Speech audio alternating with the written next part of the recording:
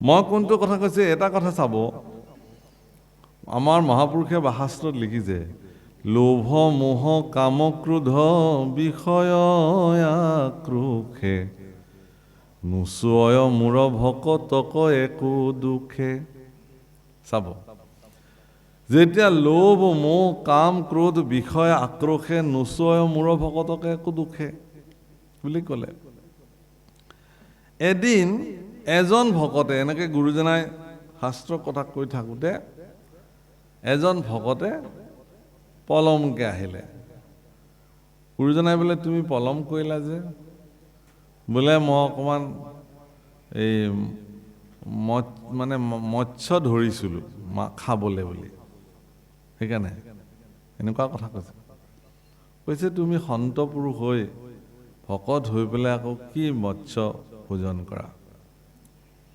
কৈছে বোলে আপুনিয়ে লিখিছে নহয় প্ৰভু গুৰুজন লোভ মোহ কাম ক্ৰোধ বিষয় আক্ৰোশে নুচয় মূৰ ভকতক একো দুখে গতিকে মোৰ মাছ খাবলৈ লোভ উপজিছে এই লোভে মোকতো একো কৰিব নোৱাৰে নহয় কাৰণ মইতো ভকত হৈছোঁ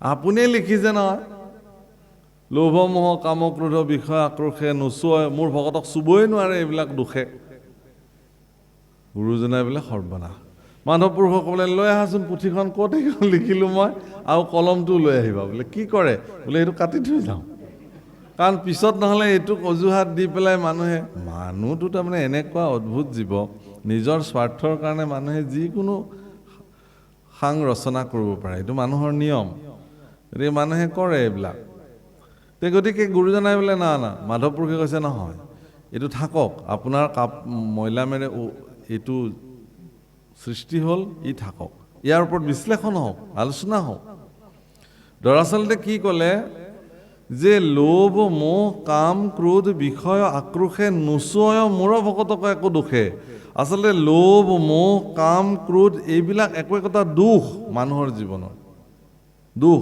মোৰ যদি অত্যাধিক ক্ৰোধ আছে এইটো মোৰ দুখ মোৰ যদি অত্যাধিক লোভ জন্ম হৈছে এইটো মোৰ কাৰণে দুখ এনেধৰণৰ সামাজিক বিকাৰবিলাক শাৰীৰিক বিকাৰবিলাক দুখবিলাকে মোৰ ভক্তসকলৰ শৰীৰ স্পৰ্শই নকৰে অৰ্থাৎ মোৰ ভক্তসকলৰ হৃদয়ত লোভৰ উৎপত্তিয়ে নহয় ক্ৰোধৰ উৎপত্তিয়ে নহয় মোহৰ উৎপত্তিয়ে নহয় হ'ব নোৱাৰে সেইটোহে লিখিছিল গুৰুজনাই আৰু ওলটা বুজিলি ৰাম বেলেগ বুজিলে এবাৰ মানে মই আপোনাক কৈছোঁ যে বিশ্বামিত্ৰ দুৰ্বাসা এইবিলাক এখেতলোকৰ অত্যন্ত ক্ৰোধী ঋষি চবে জানে এই কথাটো কিন্তু এওঁলোকৰ ক্ৰোধ যিটো বিশেষকৈ বিশ্বামিত্ৰৰ যি ক্ৰোধ সেই ক্ৰোধক দোষ বুলি কোৱা নাই কিন্তু শাস্ত্ৰই মাৰ্কণ্ড পুৰাণ আদি পুৰাণসমূহত এইটো গুণ বুলি বিশিষ্ট গুণ বুলি কৈছে যে এইটো গুণ তেওঁলোকৰ বিশ্বামিত্ৰৰ জীৱনৰ এইটো এটা গুণ ক্ৰোধ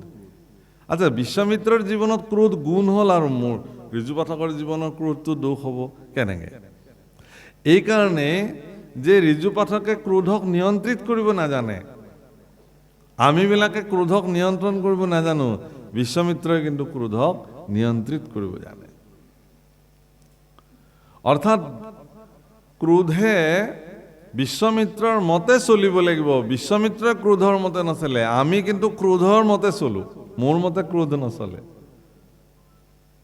খুব মন কৰিবলগীয়া সমাজত প্ৰভুসকল আইসকল এইবিলাক কথা ল'ৰা ছোৱালীবিলাকক শিকাব লাগে একদম সৰুৰ পৰাই শিকাব লাগে শুনা তুমি ক্ৰোধৰ বশৱৰ্তী নহবা আটাইতকৈ ডাঙৰ হ'ল কি যে গীতাত লিখিছে যে তুমি মনৰ দাস হ'বলৈ নাযাবা মনক তোমাৰ দাস কৰিবা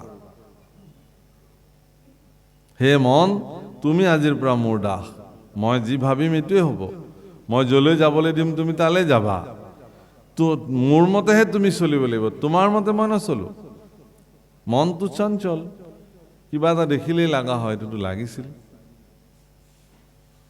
কাৰোবাৰ হেদালিত পানীলাও ওলমি লাগিছে বোলে বৰ ধুনীয়া পানীলাও লাগিছে হে আমাকো নিদিয়ে কিয় দুটামান মনে লগে লগে কৈয়ে দিলে লৈ লওক ক'লে দিবতো আৰু নিদিলে ৰাতি আহিম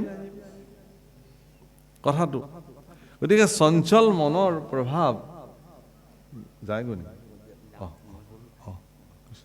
গতিকে চঞ্চল মনৰ ই প্ৰভাৱ সেইকাৰণে কি হৈছে যে বিশ্বমিত্ৰই ক্ৰোধক নিয়ম, মই আপোনালোকক কৈছোঁ যে বিশ্বৰ শান্তিৰ কাৰণে, জাগতিক জগতৰ কল্যাণৰ কাৰণে তেওঁলোকে যজ্ঞৰ কাৰণে সংকল্প লৈছিলে। আপোনালোকে চাব, এই যেতিয়া এই হৰিশ্চন্দ্ৰ, মহাৰাজ হৰিশ্চন্দ্ৰ কোন? ৰামচন্দ্ৰৰ উপৰি পুৰুষ, বংশধৰ। ইমান সাধাৰণ নহয়, গোটেইবিলাক একদম সগৰৰ পৰা দিলীপ, ৰঘু, অজ, এইবিলাক কি কয় আপোনাৰ হৰিশ্চন্দ্ৰ, এইবিলাক চব ৰামচন্দ্ৰৰ উপৰি পুৰুষ।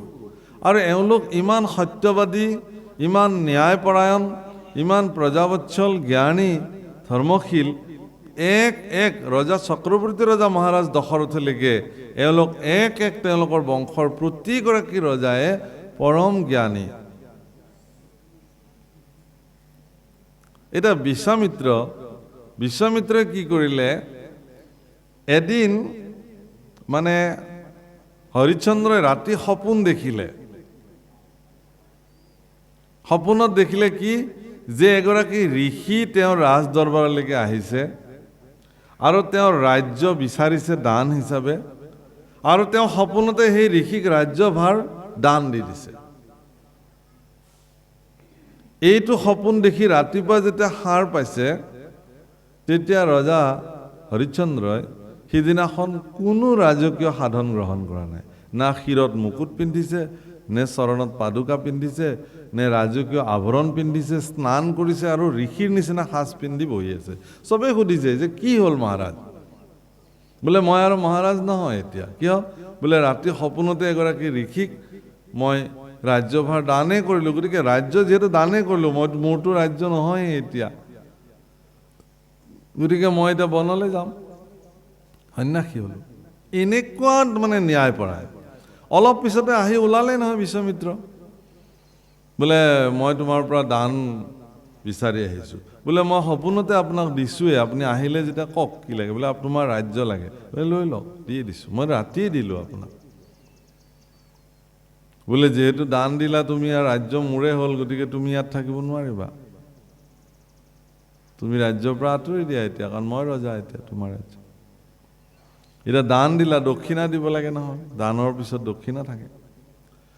দক্ষিণাটো বোলে ৰাজভঁৰালৰ পৰা দিব নোৱাৰিবা নহয়, কাৰণ ভঁৰালো মোৰ এতিয়া।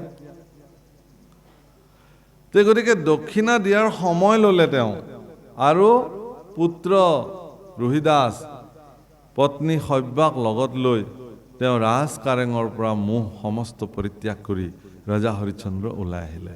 পৰীক্ষা আৰম্ভ হৈ গ'ল। প্ৰভুসকল, পৰীক্ষা ভগৱানে চবকে নলয়। পৰীক্ষা সেইসকলক লোৱা হয় যাৰ পৰীক্ষা দিয়াৰ যোগ্যতা আছে।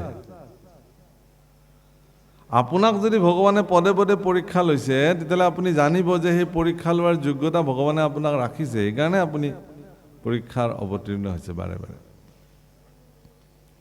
গতিকে হৰিশ্চন্দ্ৰ এনেকুৱা অৱস্থা হ'ল গৈ গৈ যে তেওঁ পুত্ৰ বিক্ৰী কৰিবলগীয়া হ'ল, পত্নীক বিক্ৰী কৰিবলগীয়া হ'ল, নিজেও চণ্ডালৰ ডোমৰাজৰ ওচৰত, চণ্ডালৰ মুৰব্বীৰ ওচৰত নিজক বিক্ৰয় কৰিলে। ক'লে যে তুমি কিন্তু আজিৰ পৰা শৱদাহ কৰিব লাগিব। বোলে হ'ব, মালিকে যি আজ্ঞা কৰে দাস সেইটো কৰিবই লাগিব। গতিকে চক্ৰৱৰ্তী ৰজা হৰিশ্চন্দ্ৰ আহি এখন শ্মশানত শৱদাহ কৰিবৰ কাৰণে থাকিলে। এনেহে ঈশ্বৰৰ ইচ্ছা। পিছদিনা ৰাতিপুৱাই দেখিলে যে এগৰাকী নাৰীয়ে এটি শিশু, সৰ্পৰ দংশনত মৃত্যু হোৱা শিশু এটা শ্মশানত লৈ আহিছে। হৰিশ্চন্দ্ৰই দেখিলে যে তেওঁৰ পুত্ৰই সেইটো ৰোহিদাস, আৰু পত্নীগৰাকী বেলেগ নহয়, তেওঁৰে ধৰ্মপত্নী মহাৰাণী সব্যা, যাৰ গাত ফটা চিটা কাপোৰ, শাৰীখনো মানে ভাল নহয়। কিন্তু ইমানেই ন্যায়পৰায়ণ, ইমানেই সত্যবাদী, ইমানেই তেওঁ নীতি, তেওঁ সব্যাক কৈছিলে যে হে দেৱী, তোমাৰ পুত্ৰক যদি মই ইয়াতে দাহন কৰিব লাগে, তেতিয়াহ'লে শ্মশানৰ যিটো কৰ টেক্স দিব লাগে, সেইটো তুমি মোক দিব লাগিব। সব্যাই কৈছে হ'ব মহাৰাজ, আৰু বহুত হৈ গ'ল, আৰু কিমান তুমি কি কৰা? তোমাৰ পুত্ৰ তুমি চিনি পোৱা নাই নেকি ৰোহিদাসক?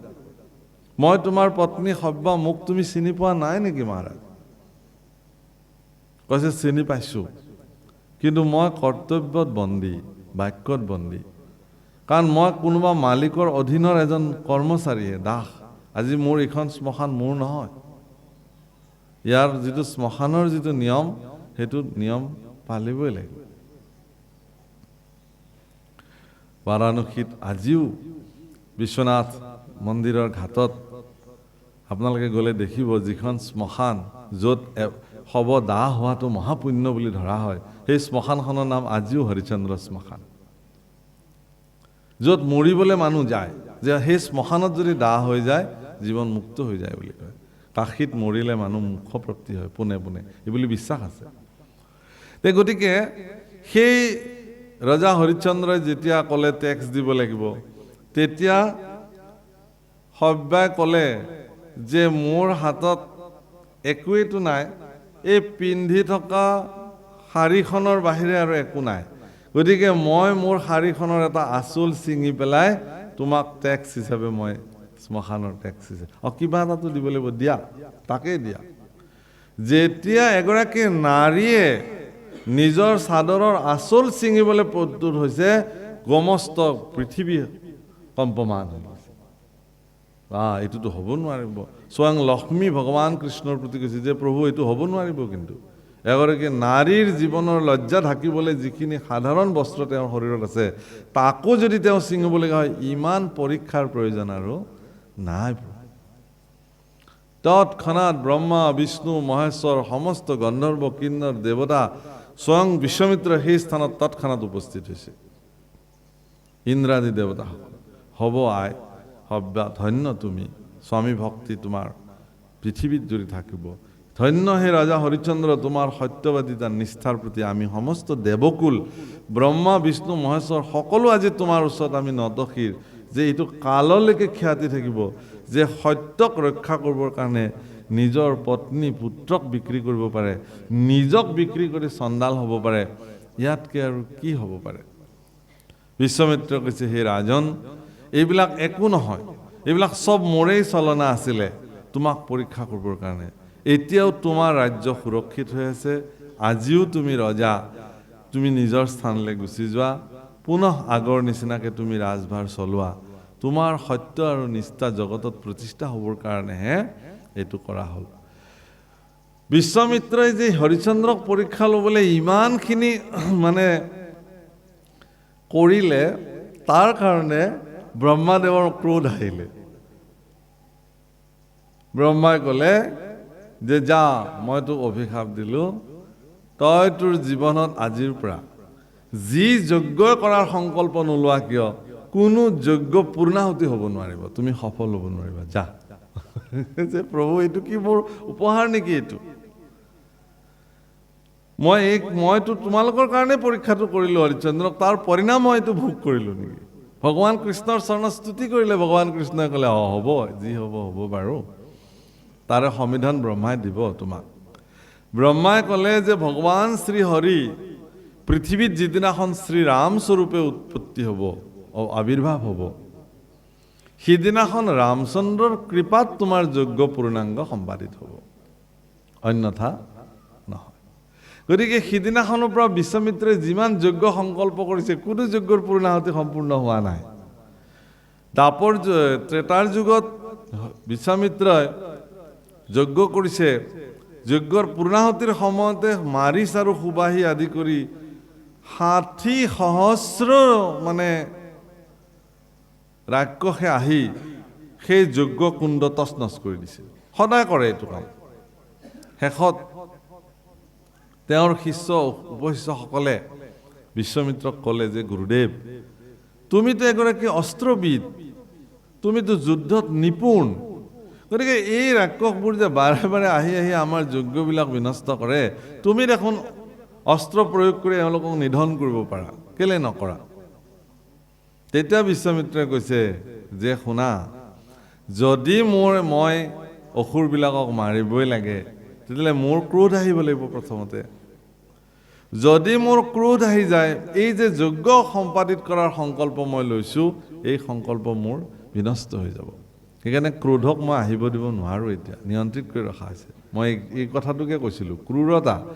বিশ্বমিত্ৰৰ প্ৰচণ্ড ক্ৰোধ আছে, কিন্তু তেওঁ ক্ৰোধক নিয়ন্ত্ৰিত কৰি ৰাখিছে। ভগৱান শ্ৰীৰামচন্দ্ৰৰ ওচৰলৈকে যেতিয়া গুৰুকুলৰ পৰা সম্পূৰ্ণ বিদ্যা, আচলতে ভাৰতবৰ্ষৰ ব্যৱস্থা মই আপোনালোকক কওঁ, ভাৰতবৰ্ষৰ শিশুসকলক গুৰুকুলত যে থৈছিলে শিক্ষা গ্ৰহণ কৰিবৰ কাৰণে, তাত কেৱল বিদ্যা অধ্যয়নৰ কাৰণে ৰখা নাছিলে। এজন গুৰুকুলত শিক্ষা গ্ৰহণ কৰা শিষ্যই বিদ্যা, পুথিগত বিদ্যা, আধ্যাত্মিক জীৱনশৈলীৰ চৰ্চা, কৃষি কাৰ্যৰ চৰ্চা, ব্যৱসায় বাণিজ্যৰ চৰ্চা, ৰাজনৈতিক চৰ্চা, কূটনৈতিক চৰ্চা, এনেকি প্ৰতিজন শিশুকে সম্পূৰ্ণ ধনু, গদা আদি অস্ত্ৰৰ শিক্ষা গুৰুসকলে আশ্ৰমত প্ৰদান কৰিছে। আৰু সেই শিশুবিলাকে উভতি গৈ পেলাই গৃহস্থশ্ৰমত যেতিয়া প্ৰৱেশ কৰিছিল, ৰজাৰ পুত্ৰই ৰজা হৈছিল, কৃষকৰ পুত্ৰই কৃষি কাৰ্য কৰিছিল, আৰু বৈশ্যৰ পুত্ৰসকলে ব্যৱসায় বাণিজ্য কৰিছিল, ক্ষত্ৰিয়ৰ পুত্ৰসকলে গৈ সৈন্য সামন্ত ৰজাৰ হেৰিত যোগদান কৰিছিল ইত্যাদি। কিন্তু তাৰ পৰিণামটো চাওকচোন আপোনালোকে, যেতিয়া এজন ৰাজপুত্ৰই ঋষিৰ আশ্ৰমত থাকি পেলাই খেতি কৰিব, তেতিয়া তেওঁ ৰজা হোৱাৰ পিছতো কৃষকৰ যিটো মৰ্মবেদনা সেইটো তেওঁ জানিব, যে এজন কৃষকৰ কৃষি উৎপাদন কৰোঁতে কিমান কষ্ট হয়। গতিকে এতিয়া এজন মন্ত্ৰী বা এজন ৰাজন্যবৰ্গ, তেওঁ জীৱনত খেতি পথাৰত নামিও পোৱা নাই, খেতি কৰিও পোৱা নাই।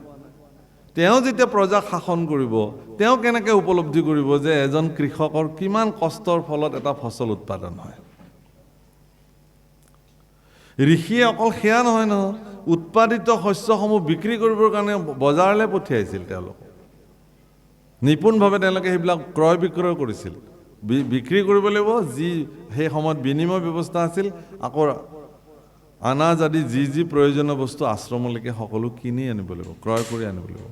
গতিকে ব্যৱসায় বাণিজ্যৰ ওপৰতো তেওঁলোকৰ এটা ধাৰণা হৈছিলে।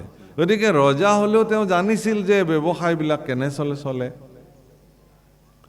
গতিকে প্ৰত্যেক শিক্ষা গ্ৰহণ কৰিছিল, আৰু সেইধৰণে তেওঁলোকে গুৰুকুলত চলিছিল। প্ৰভু শ্ৰীৰাম, তেওঁৰ অনুজ ভৰত, লক্ষ্মণ, শত্ৰুঘ্ন প্ৰমুখ্যে 4গৰাকী দশৰথ পুত্ৰই গুৰু বশিষ্ঠৰ আশ্ৰমত সম্পূৰ্ণ শিক্ষা গ্ৰহণ কৰি গাৰ্হস্থ্যাশ্ৰমত প্ৰৱেশ কৰিছে, মানে সোমাইছে আহি গাৰ্হস্থ, এতিয়াও বিবাহ কৰোৱাই নাই।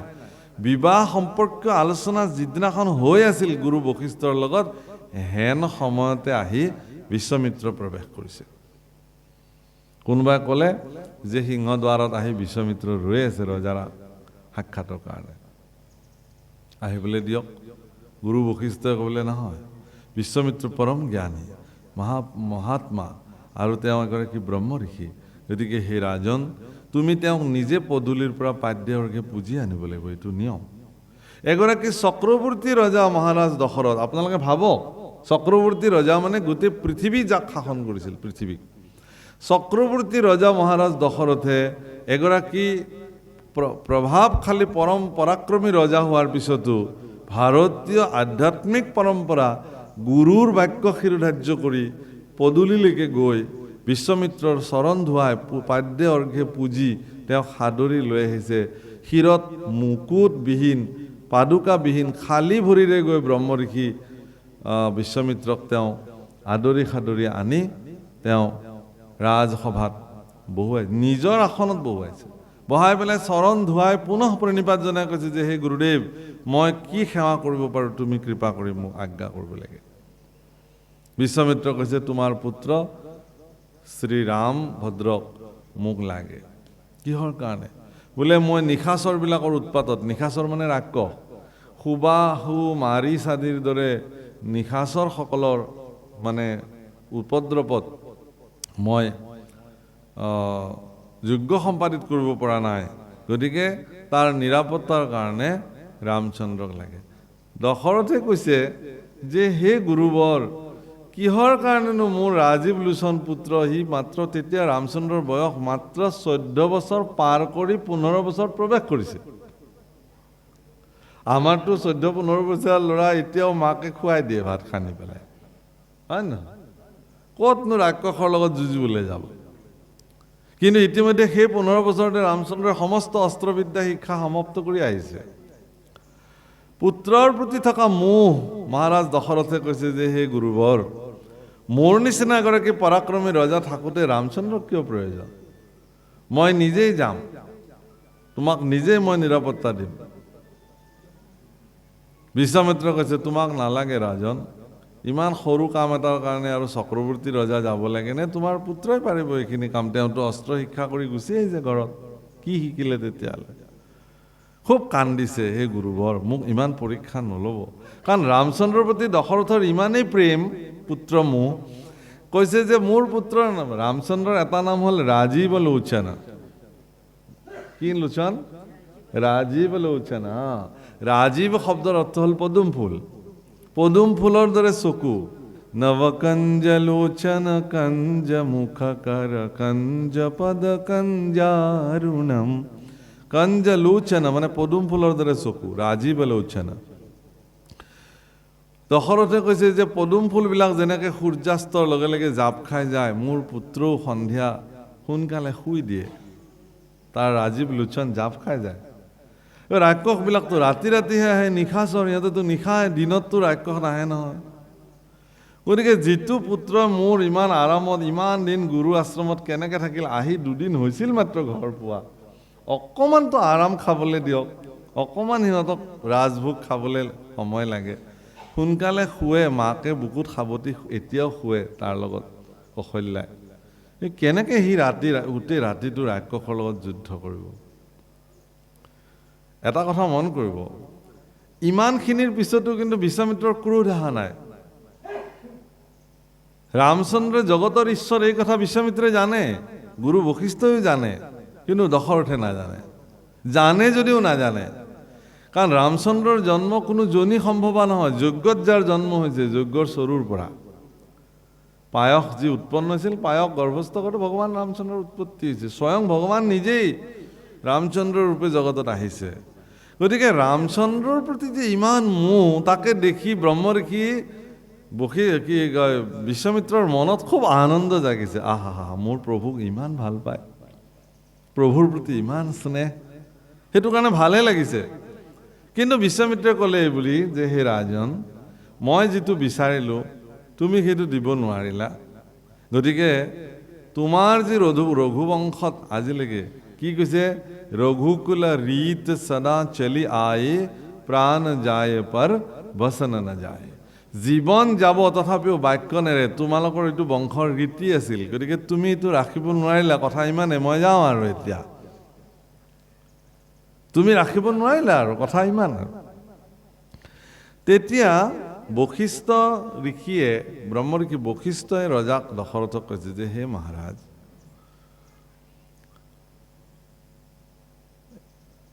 মানে সংকট আৰু সন্ত শব্দটো মনত ৰাখিব। আপোনাৰ জীৱনলৈ সংকট বিপদ এইটো কাকো নোকোৱাকৈ আহে, আৰু সন্তবিলাকো ঘৰলৈ কাকো নোকোৱাকৈ আহে, এই দুটাই আহে। কিন্তু সংকট আপোনাৰ জীৱনৰ বিপদ ঘণ্টা বজাবলৈ আহে, কিন্তু সন্তই সেই বিপদৰ সমাধান লৈ আপোনাৰ ঘৰলৈ আহে। পাৰ্থক্য ইমানেই। আপোনাৰ ঘৰলৈ যদি কেতিয়াবা হঠাৎ নোকোৱা নিমিলাকৈ যদি এজন সাধু পুৰুষৰ কেনেবাকৈ আৱিৰ্ভাৱ হৈছে, আহি ওলাইছে ভকত এজন, জানিব যে আপোনাৰ গৃহৰ সকলো অপায় মংগল দূৰ কৰিবলৈ সন্ত আহিবলৈ আৰম্ভ কৰিছে। সেইকাৰণে সন্তক পদূলিতে চৰণ ধুৱাই পাদ্যে অৰ্ঘ্যে পূজি তেওঁক গৃহাগত কৰি আনি আসন বোষণ দিয়াই সেৱা সফুৰা প্ৰাৰ্থনাৰে তেওঁক কুশল বাৰ্তা পুচিব লাগে, আৰু যিমান পৰা যায় সিমান সেইধৰণে তেওঁক আপ্যায়ন কৰি তেওঁক সুধিব লাগে যে হে প্ৰভু, কি কাৰণত আজি আমাৰ গৃহত আপোনাৰ পদাৰ্পণ?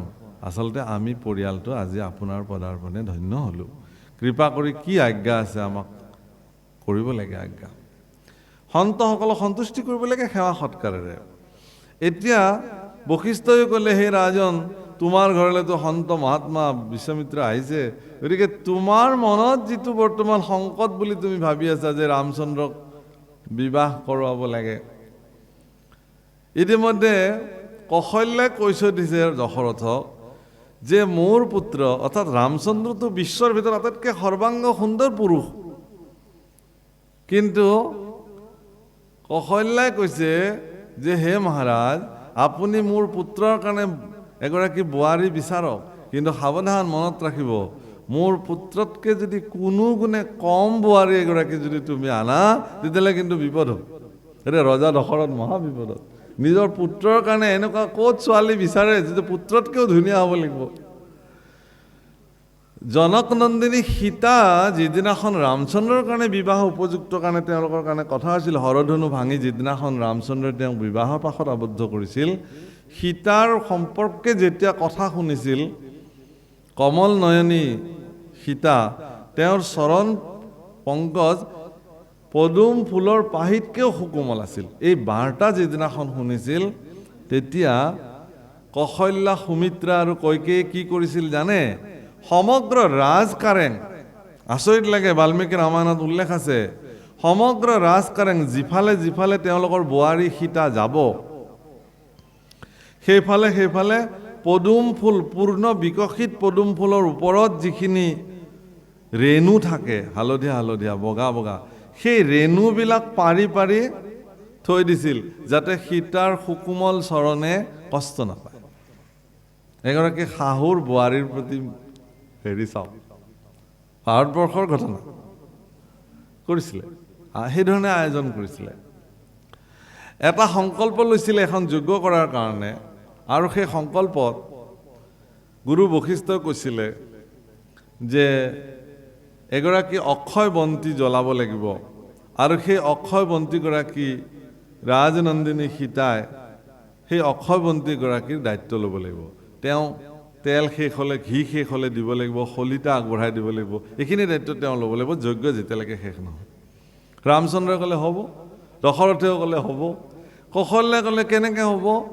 যি হয় তাকে হ'ব, ৰাজ্য য'ত ভাঙি চিঙি যায়, নষ্ট হয়, কোপত পৰে, যি হ'ব, তথাপিও মোৰ বোৱাৰীক মই এই অক্ষয় বন্তিগৰাকীৰ তাপত তাপিত হ'বৰ কাৰণে দিব নোৱাৰোঁ। ইমান মৰম, ইমান স্নেহ শাহুৰ বোৱাৰীৰ প্ৰতি। মই এনেই কোৱা নাই এইখিনি কথা, সমাজলৈ মই এই বাৰ্তাটো এনেই এৰা নাই। গতিকে এয়া আমাৰ সমাজত প্ৰবৃত্তি। বাৰু যিয়েই নহওক, ৰামচন্দ্ৰক ক'লে, এই বিশ্বামিত্ৰই ক'লে দশৰথক যে হে মহাৰাজ, এই যে বিশ্বামিত্ৰ আহিছে তেওঁ আচলতে এটা শুভ বাৰ্তা লৈ আহিছে, আপুনি নিশ্চিন্ত থাকক। ৰামচন্দ্ৰৰ কল্যাণৰ কাৰণে তেওঁ আহিছে, মানে ৰঘুবৰ হিতাৰ্থে, ৰঘুকুল শিৰোমণি ৰামচন্দ্ৰৰ হিতৰ কাৰণে তেওঁ আহিছে। তেওঁ ৰামচন্দ্ৰ দি দিছে, পিছত দিছে বাৰু, বুকুত শিল থৈ পুত্ৰক আগবঢ়াই দিছে, লক্ষ্মণো লগত গৈছে। কিন্তু ৰামচন্দ্ৰৰ যিটো পাৰদৰ্শিতা, বাহুবল, পৰাক্ৰম, সেইটো মানুহে দেখিছে। মাৰিচ সুবাহুক যিধৰণে নিধন বা দমন কৰিব লাগে ৰামচন্দ্ৰই কৰিছে, তাৰকাক বধ কৰিছে। তাৰকা যেতিয়া খেদি আহিছিল, এগৰাকী নাৰীক বধ কৰিব নে নকৰিব ৰামচন্দ্ৰ শংকিত হৈছিল। তেতিয়া বিশ্বামিত্ৰই কৈছিল যে হে ৰাম, ৰঘুকুল শিৰোমণি ৰামভদ্ৰ, এইজনী নাৰী নহয়, দেখাতহে নাৰী। ৬০ সহস্ৰ মাতংগ হস্তীৰ সমান বাহুবল এওঁৰ হাতত আছে। কিমান গো বধ কৰিছে এতিয়ালৈকে হিচাপ নাই, কিমান ঋষিৰ মুণ্ড ছেদন কৰিছে তাৰ কোনো হিচাপ নাই, কিমান লাখ লাখ যজ্ঞ তেওঁ বিনষ্ট কৰিছে তাৰ কোনো লেখ নাই। গতিকে তুমি চিন্তা কৰিব নালাগে, তুমি তেওঁক নিধন কৰা। গুৰু আজ্ঞা লৈ তাৰকাক বধ কৰিছে ৰামচন্দ্ৰ। গতিকে যি কি নহওক প্ৰভুসকল, কথাটো মই কোনটো ক'ব গৈছিলোঁ যে ক্ৰোধ, ক্ৰূৰতা, ইয়াক নিয়ন্ত্ৰণৰ ভিতৰত বিশ্বামিত্ৰই ৰামচন্দ্ৰৰ দ্বাৰা ৰাক্ষসকুল নিধন কৰি নিষ্ক্ৰোধী হিচাপে, অক্ৰূৰ হিচাপে, ক্ৰোধহীনভাৱে ভগৱানৰ যজ্ঞ সম্পাদিত কৰিছিল। আপুনিও যেতিয়ালৈকে ক্ৰোধক নিজৰ নিয়ন্ত্ৰণত ৰাখিব নোৱাৰে, ঈশ্বৰ ভক্তি কৰাটো ইমান সহজ নহয়। ক্ৰোধী লোকে ভগৱান বুজিব নোৱাৰে।